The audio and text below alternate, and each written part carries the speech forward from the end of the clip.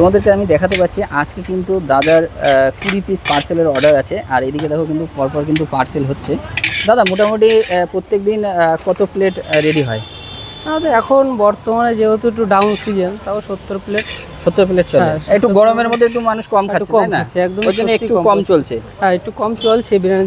শীতের দিকে একটু হয়তো বেশি হ্যাঁ, নেয়, তখন তো বলা লাগে না, তখন একটু বেশি চলে, তাই তো? অবশ্যই, দুবার করেও বিরিয়ানি করতে হয়। দুবার করে বিরিয়ানি খাই। তো তোমাদেরকে আমি দেখাতে পাচ্ছি কিন্তু পর পর কিন্তু একদম কিন্তু প্লেট রেডি হচ্ছে।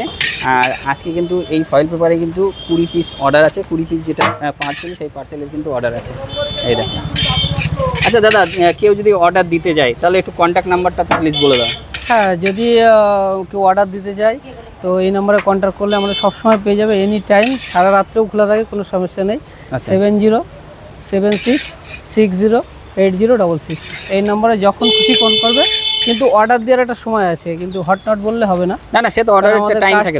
কাস্টমারেও তাহলে ফিরে যাবে, ওইখান থেকে যদি আমরা মাল দিই ফিরে যায়।